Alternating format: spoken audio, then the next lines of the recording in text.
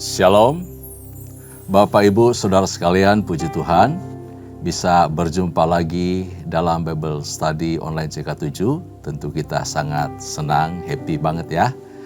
Nah, hari ini kita akan lanjutkan pembelajaran kita dalam 1 Tawari pasal yang ke-21. Bapak Ibu salam Tuhan, sebelum kita membaca dan mempelajari pasal ini, mari saya ajak kita semua masuk dalam hadirat Tuhan. Kita puji dan sembah Tuhan sebab Dia baik dan kasih setianya tetap untuk selama-lamanya bagi kita. Rindukan Dia dengan segenap jiwa kita. Angkat hati kita di hadapan Tuhan. Haleluya. Haleluya. Orang rindukan Engkau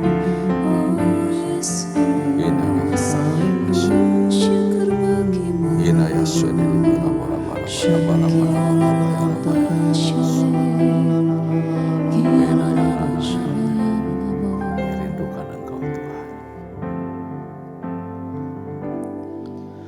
Jiwaku merindukanmu, ya Allah yang hidup. Jiwaku haus kepadamu, ya Allah yang hidup. Jiwaku merindukanmu, ya Allah yang hidup. Jiwaku haus kepadamu, ya Allah yang hidup. Ku bersyukur kepadamu, sumber pengharapanku, penolongku dan Allahku. Tiada yang sepertimu.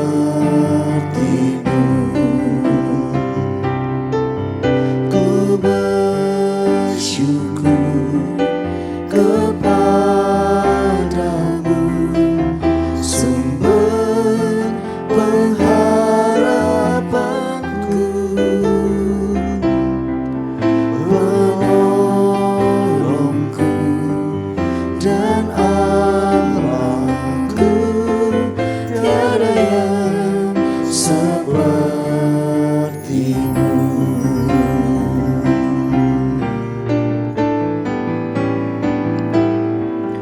Ku bersyukur kepadamu, sumber pengharapanku,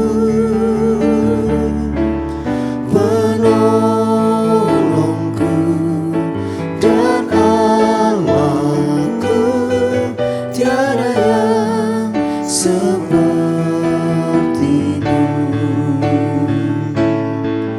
Ku bersyukur kepadamu,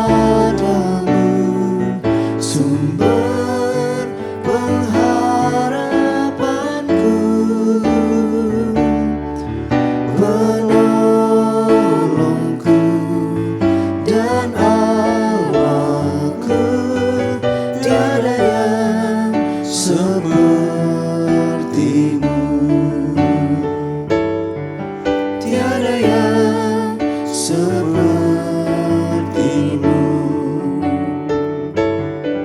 Tiada yang sepertimu.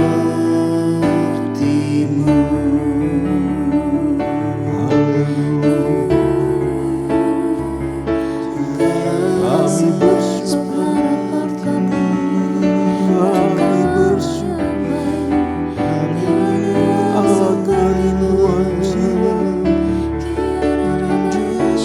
sebab tidak ada yang seperti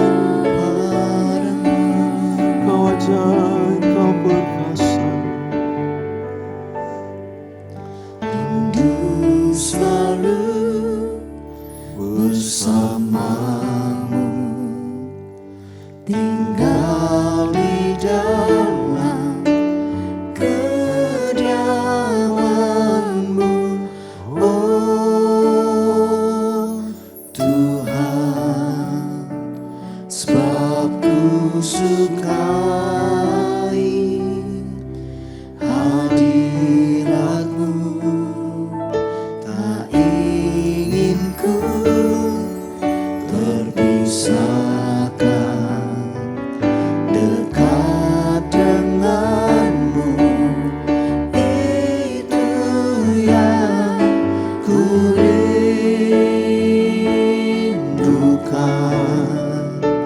sebab ku dapati kedamaian. Ku nikmati keindahan dan keagungan-Mu, oh Tuhan. Ku nikmati kemuliaan-Mu, menyembah-Mu dengan segenap hatiku.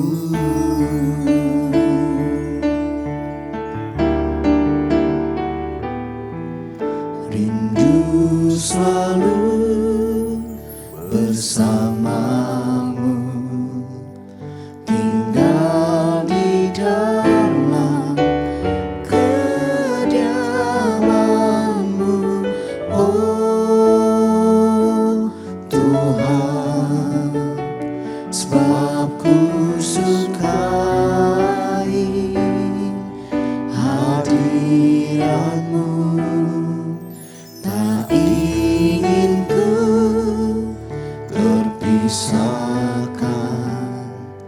dekat denganmu.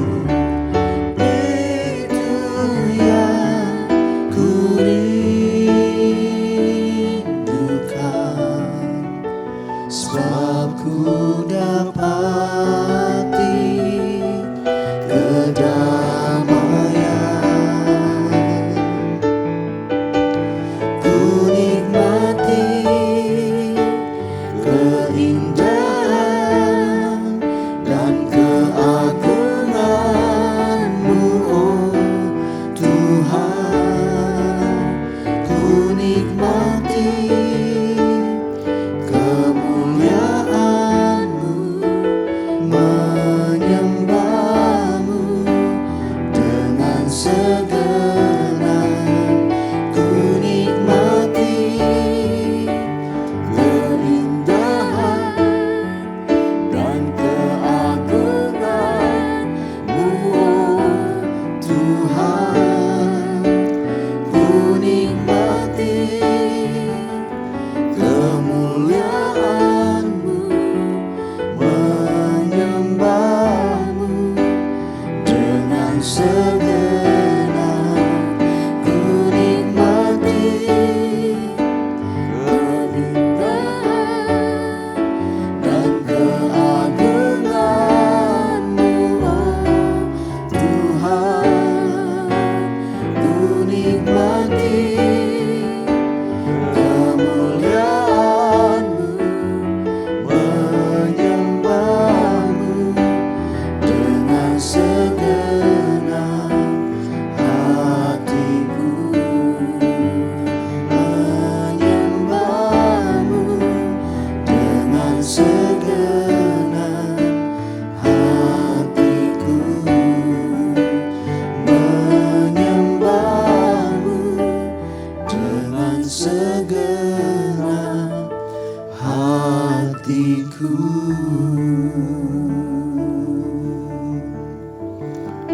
Haleluya.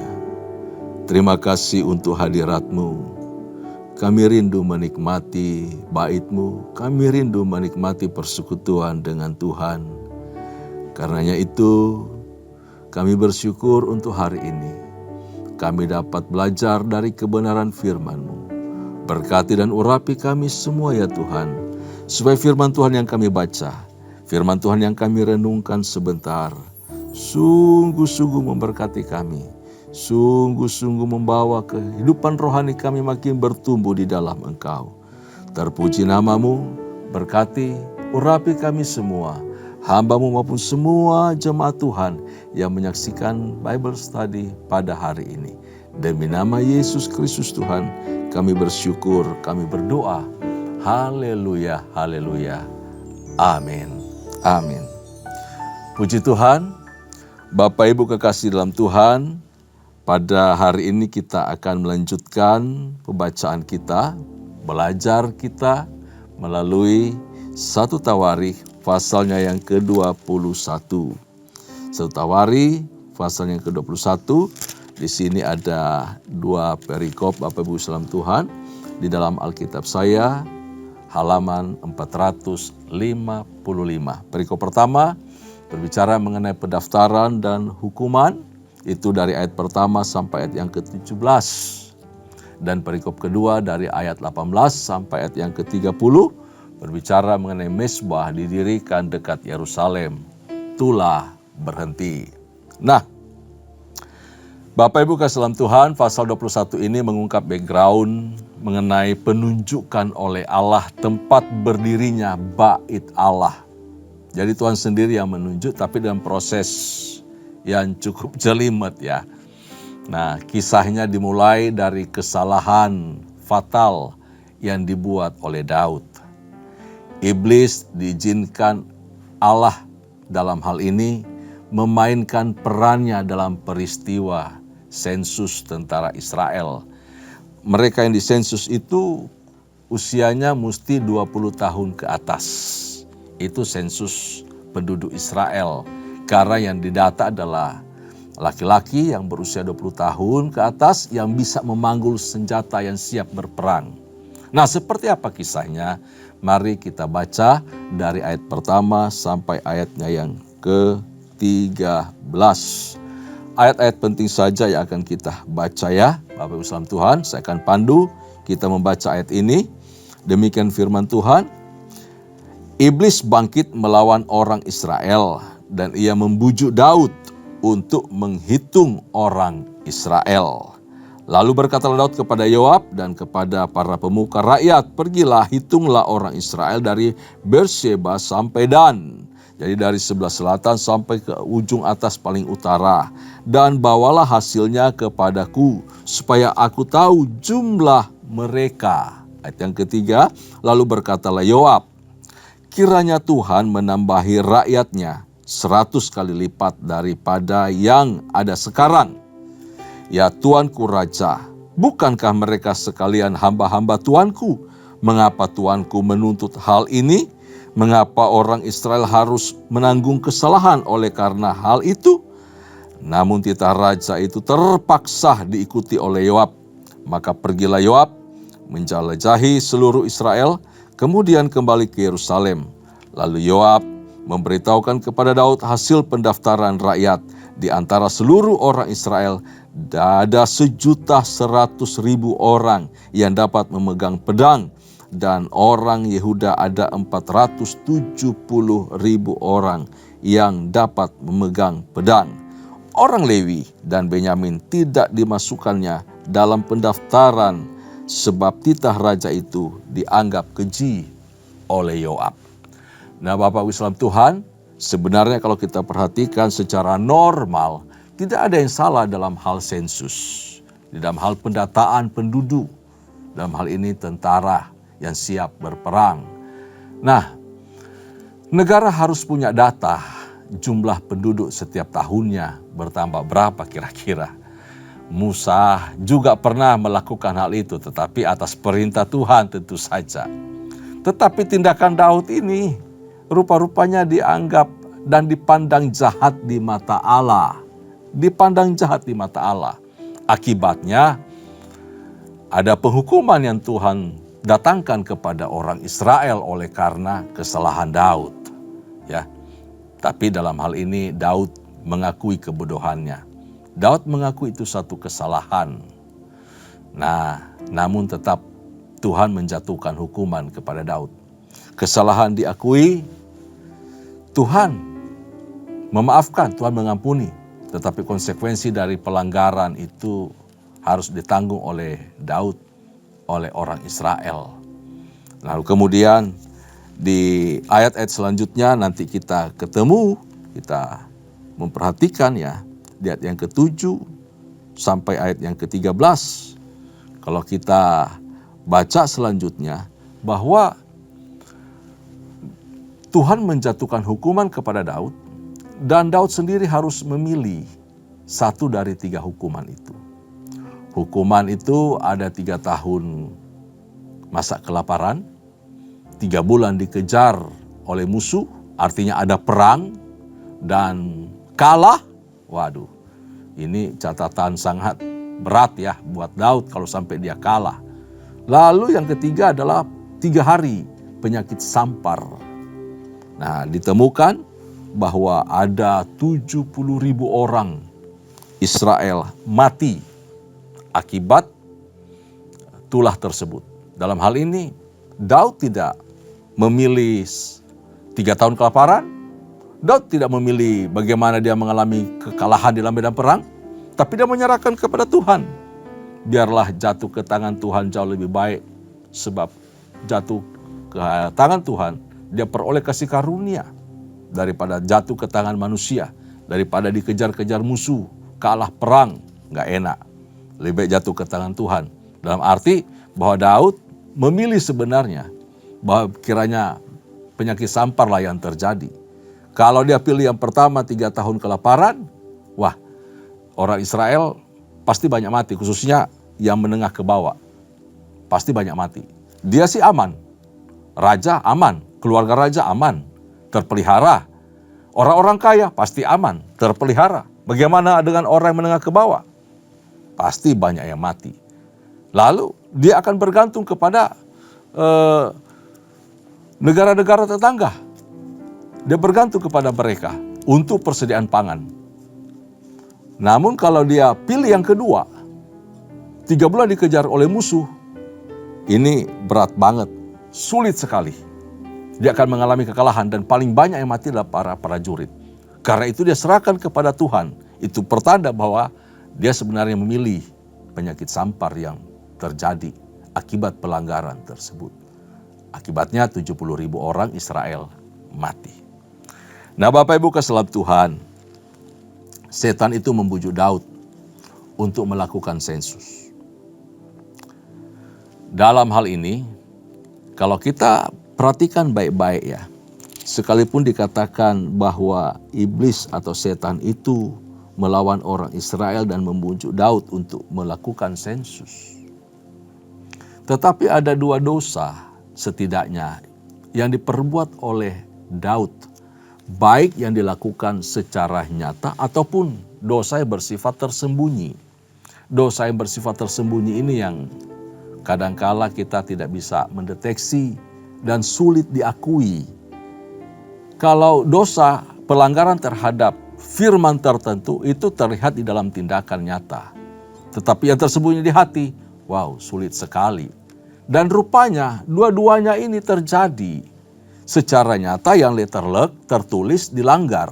Tetapi di dalam hati ternyata lebih berat juga, lebih sulit, lebih dalam dosanya. Yang pertama, dengan melakukan sensus, maka Daud sedang melanggar firman Tuhan yang terdapat di dalam Keluaran pasal yang ke-30 ayat 12. Pelanggaran firman dalam Keluaran 30 ayat yang ke-12. Kalau boleh saya akan bacakan bagian tersebut ya. Keluaran pasal 20 ayat yang ke-12. Tuhan berfirman kepada Musa, apabila engkau menghitung jumlah orang Israel pada waktu mereka didaftarkan, maka haruslah mereka masing-masing mempersembahkan kepada Tuhan uang pendamaian karena nyawanya pada waktu orang mendaftarkan mereka, supaya jangan ada tulah di antara mereka pada waktu pendaftarannya itu. Jadi di sini ada semacam kealpaan. Ketika melakukan yang namanya sensus itu harus ada persembahan, harus ada yang namanya kurban, yang diberikan oleh jiwa-jiwa yang didaftarkan itu untuk Tuhan. Karena apa? Setiap nyawa itu milik Tuhan. Setiap pribadi, setiap orang itu miliknya Tuhan. Bapak Ibu salam Tuhan. Ini masalah prinsip. Prinsipnya apa?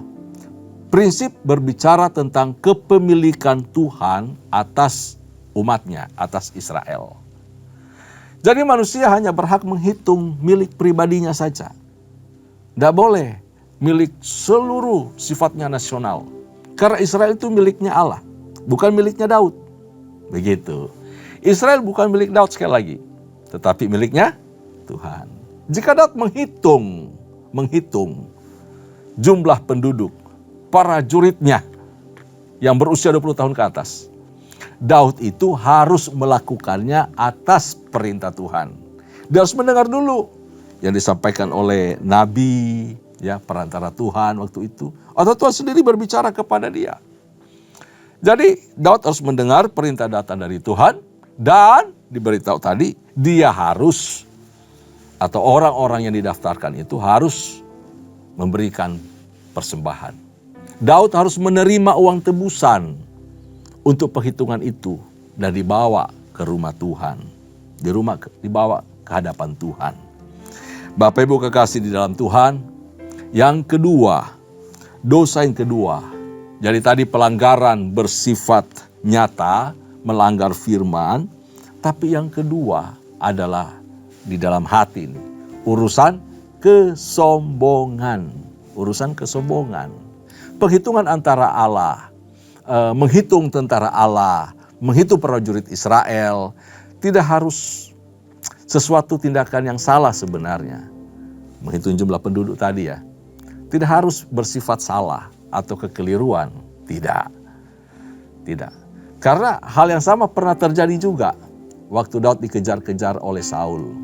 Daud lari ke Nob, di sana ada rumah Tuhan, di sana ada para imam. Lalu kemudian dalam kondisi lapar dan haus, para imam itu memberikan roti yang ada di atas meja sajian, yang hanya boleh dimakan oleh para imam, tetapi Daud juga memakannya. Dan itu bukan sebuah pelanggaran, karena situasi tertentu. Hukum tidak harus bersifat kaku. Demikian juga dalam hal penghitungan ini. Ya. Tapi kalau motivasinya benar, saya kira tidak akan ada hukuman. Nah, ketika itu lahir dari kesombongan, nanti kita lihat apa sebenarnya membuat dianggap itu suatu kesombongan. Ketika itu lahir dari kesombongan, maka itu adalah bahaya yang paling halus. Orang lain tidak tahu, tapi kita sendiri tahu. Yang paling halus, yang kemudian mencondongkan hati kita untuk percaya, meletakkan keyakinan, meletakkan kekuatan, meletakkan harap itu kepada orang, kepada kekuatan manusia, kepada jumlah banyaknya prajurit yang kita miliki. Pada kekuatan manusia, dan pada akhirnya Daud mulai tidak bergantung lagi kepada Tuhan, tapi bergantung kepada kekuatan militernya. Jadi motif Daud di sini adalah rupa-rupanya dia mendapatkan data yang akurat mengenai jumlah prajurit, lalu kemudian dia mempersiapkan diri di ending atau di masa akhir jabatannya sebagai raja. Dia pengen satu perang yang besar, menaklukkan seluruh tetangga-tetangga, bangsa-bangsa di sekitarnya, di sekitar Israel, supaya tidak merongrong Israel mungkin kemudian harinya. Jadi Daud punya niat seperti itu, Bapak Ibu kesalam Tuhan. Nah, kita perhatikan bahwa ternyata niat semacam itu, rencana semacam itu adalah dari motif kesombongan, kebanggaan, atau keangkuhan. Bapak Ibu salam Tuhan, jika motifnya adalah sebenarnya urusan keagungan Tuhan, urusan memuliakan Tuhan, urusan pelayanan, pasti kita lihat itu datang dari Tuhan. Tapi jika motifnya adalah memamerkan jumlah yang banyak, kesombongan, ini loh kami, ini loh hebatnya saya. Wah, saya dikenal sebagai prajurit yang gak pernah kalah perang. Saya raja yang tidak pernah mengalami kekalahan.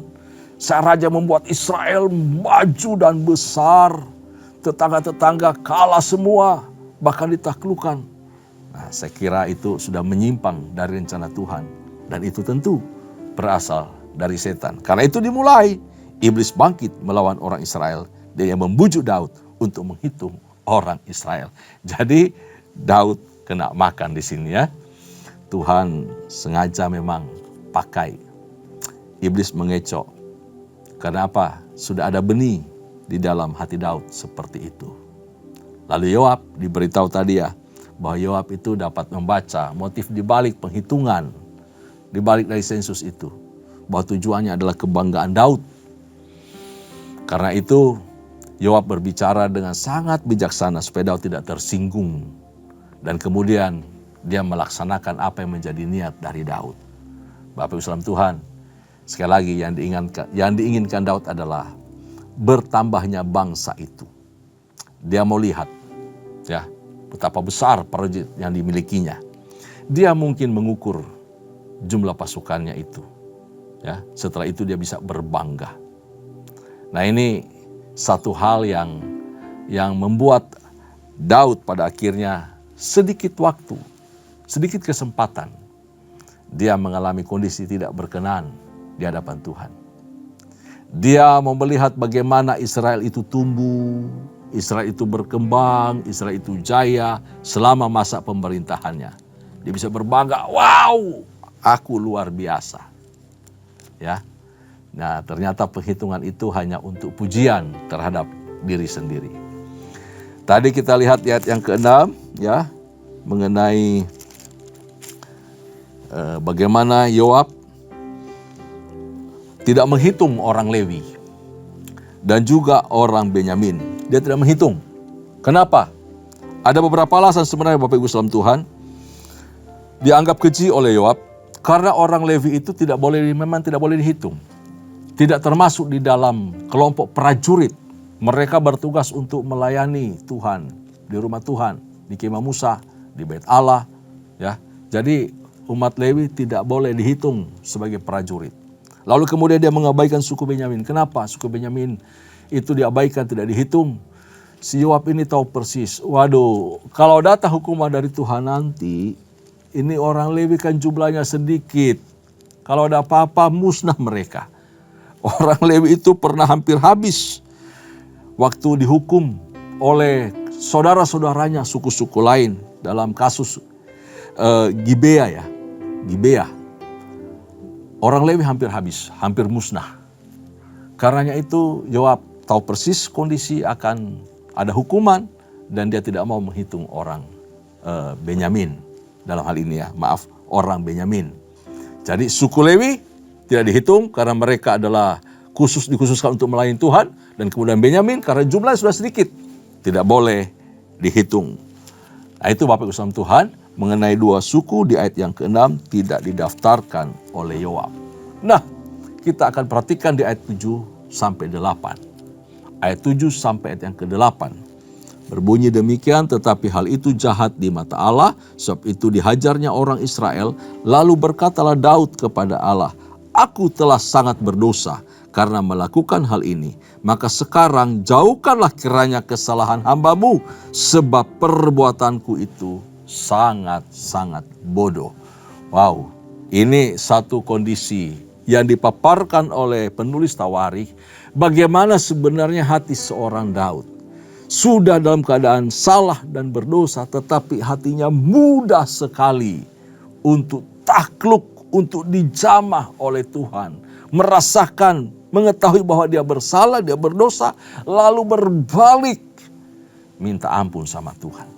Daud menyadari kesalahannya dan dia bertobat.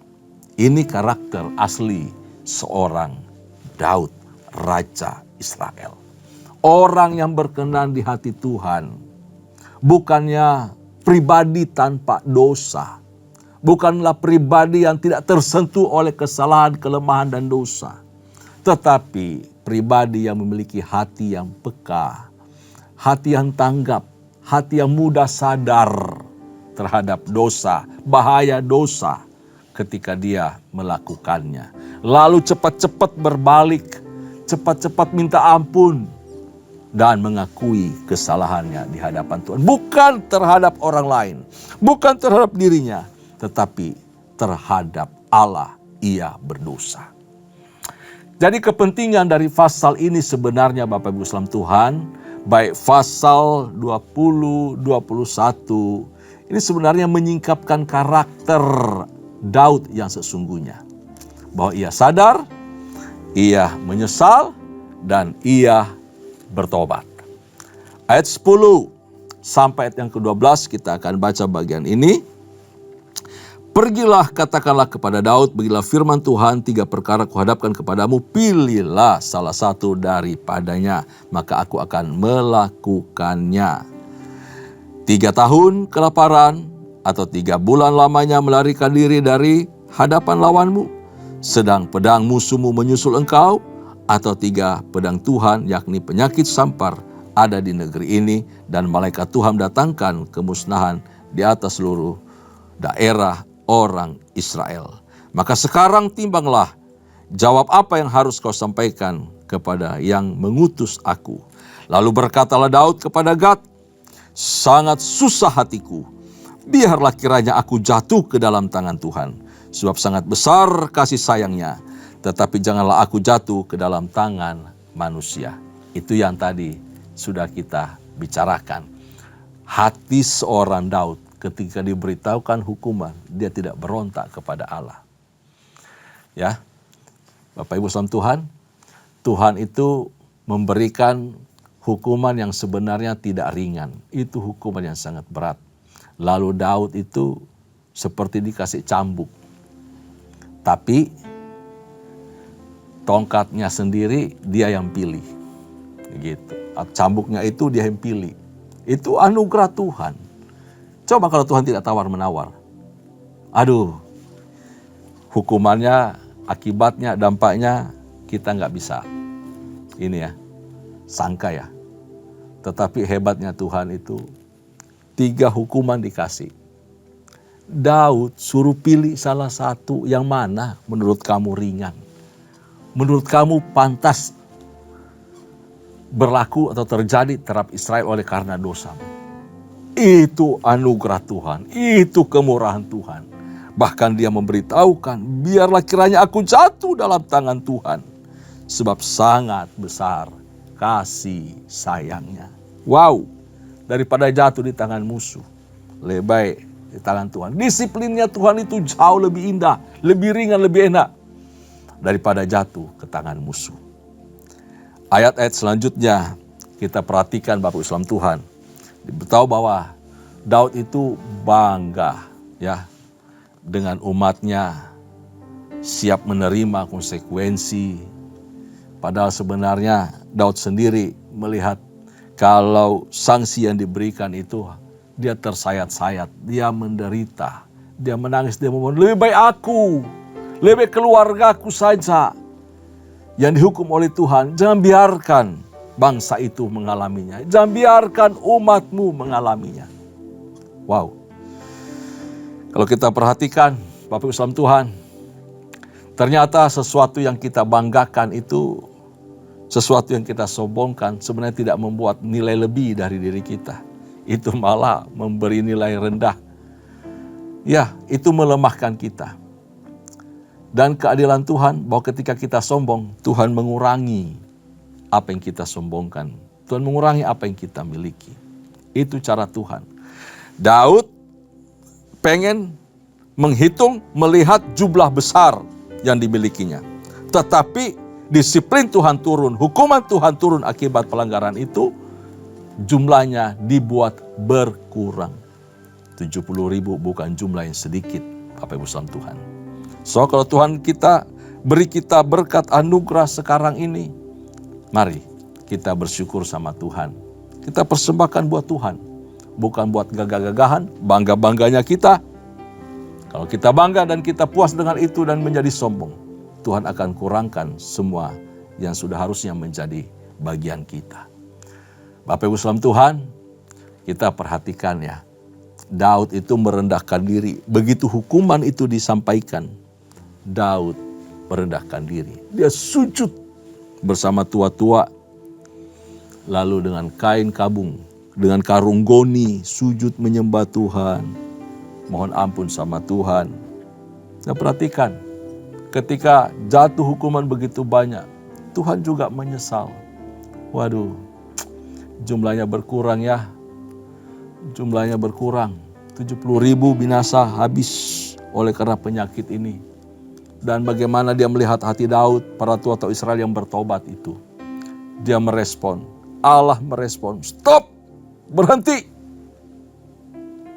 Maka malaikat maut itu berhenti untuk menyebarkan wabah di tengah-tengah orang Israel.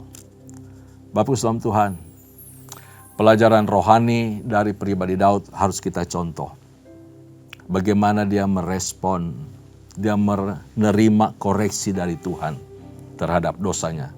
Dan dia bersedia menerima resiko, ya, resiko akibat pelanggarannya. Kita perhatikan, pertama hati Daud begini ya.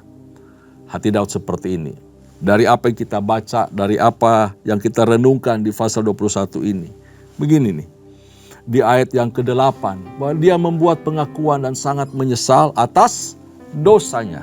Lalu dia berdoa dengan sungguh-sungguh untuk pengampunan dosa dan kebodohan yang telah dilakukannya. Lalu yang kedua nih, yang kedua di ayat yang ke-17 di bagian terakhir itu ya. Di bagian terakhir, ia menerima hukuman atas kesalahannya. Tapi dia minta jangan itu ditanggung oleh umat Israel. Biarlah tanganmu ada atasku dan kaum keluargaku. Jangan biarkan menimpa umatmu. Jangan menimpa orang Israel. Wow, ini hati seorang pemimpin luar biasa. Lalu yang ketiga, dia menyerahkan dirinya pada belas kasihan Tuhan. Dan tidak berpikir buruk. Tidak curiga Tuhan. Tidak curiga bahwa Tuhan akan berlaku curang kepadanya. Tidak curiga bahwa Tuhan akan membinasakan dia dan umatnya. Dia serahkan semua sama Tuhan. Dan yang keempat, dia mengungkapkan perhatian sangat-sangat lembut. Sangat lembut. Tetapi domba-domba ini, apakah yang dilakukan mereka? Aduh, Daud punya cinta, Daud punya sayang kepada orang Israel. Luar biasa. Dia sebutkan bahwa tetapi domba-domba ini, apakah yang dilakukan mereka? Mereka gak salah Tuhan, yang salah aku. Itu hati seorang pemimpin yang luar biasa. Penuh dengan belas kasihan. Lembut dengan umatnya. Dengan orang-orang yang dipimpinnya. Nah Bapak Islam Tuhan, ayat 18, 22, dan 24.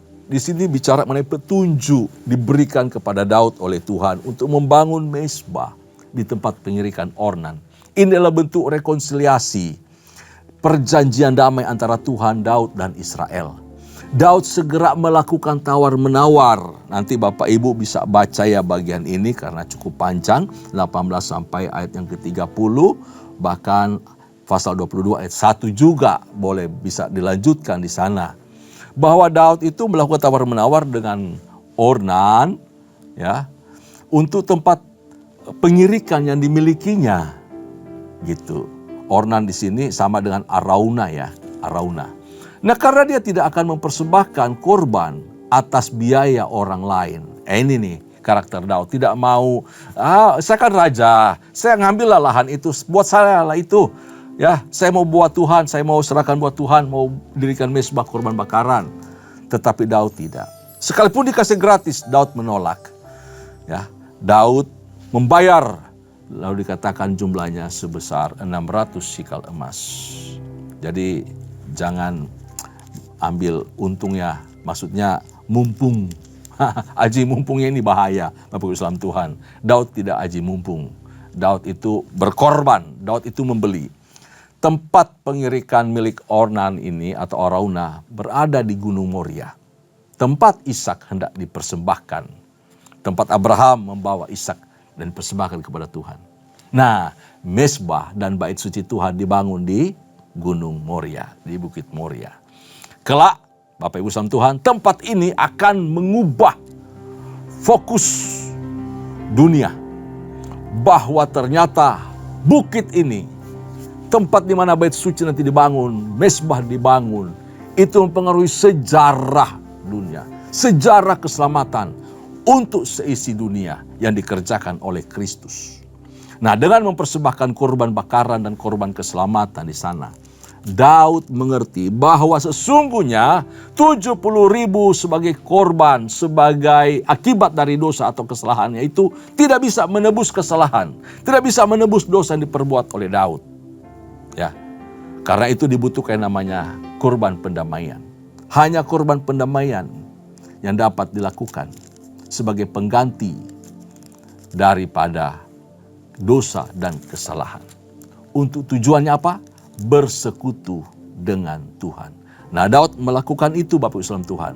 Daud memberi persembahan kurban bakaran dan juga kurban pendamaian. Tuhan menerima persembahan dari Daud di atas mezbah itu. Dia menjawab dari sorga dengan api yang turun ke atas mezbah. Maksudnya apa, Bapak Ibu saudara Tuhan? Bahwa dengan turunnya api ke atas mezbah, bahwa jawaban atas kerinduan panjang dari Daud untuk membangun bait suci digenapi oleh Tuhan, disetujui oleh Tuhan. Tempatnya dikasih. Dan untuk membangun bait suci diizinkan, walaupun kelak anaknya yang melanjutkan atau mengerjakannya. Tapi setidaknya Daud dapat lampu hijau. Persiapkan pembangunan bait suci. Yang kedua, bahwa tempat itu sederhana. Tempat kerja biasa. Tempat kediaman Allah. Tempat di mana juga keadilan Allah akan dinyatakan di sana. Tempat yang dikuduskan. Tempat pengakuan dosa. Tempat di mana doa dan kurban persembahan diterima dan dijawab oleh Tuhan. Itu adalah tempatnya Araunah. Bukit Sion. Wow, Bapak Ibu saudara Tuhan. Ini tempat yang istimewa disediakan Tuhan untuk kita bisa datang bersyukur. Gereja tempat kita berada adalah tempat yang sederhana. Tempat keadilan dinyatakan. Tempat kemurahan Allah diberikan kepada kita.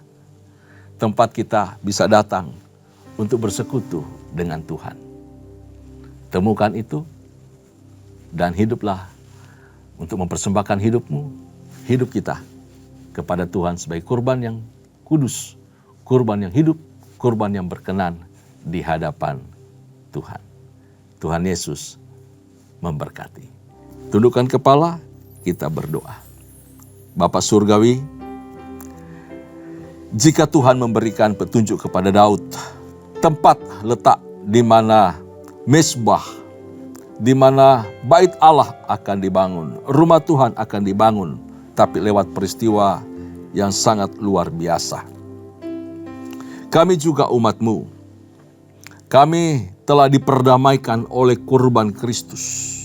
Sehingga kami menemukan bahwa seluruh kehidupan kami adalah bait Allah. Rumah Tuhan, tempat kami bisa berjumpa dengan Tuhan. Karenanya itu kami mau persembahkan hidup kami seutuhnya sebagai kurban persembahan yang hidup, yang kudus dan berkenan di hadapan Tuhan. Tubuh kami, diri kami adalah milik Tuhan. Rumah Tuhan, tempat kemurahan-Mu dicurahkan, tempat berkat-Mu dicurahkan, tempat juga kami bisa bersekutu dengan Tuhan, damai dengan Allah. Terima kasih Bapa Surgawi, terpuji nama-Mu. Berkati seluruh umat-Mu yang menyaksikan Bible Study pada hari ini. Berkati rumah tangga, pekerjaan, usaha pelayanan mereka. Berkati anak-anak, berkati masa depan mereka. Di dalam nama Yesus Tuhan, kami mengucap syukur, kami berdoa. Kekasih-kekasih Tuhan, pulanglah dan bawalah oleh-Mu berkat serta anugerah yang melimpah dari Allah Bapa, kasih sayang di dalam Kristus Yesus Tuhan, serta persekutuan yang manis dengan Roh Kudus menyertai kita. Mulai hari ini sampai parusia, Tuhan datang pada kali yang kedua, bahkan sampai selama-lamanya. Setiap kita yang percaya, sama-sama katakan, amin. Tuhan Yesus memberkati.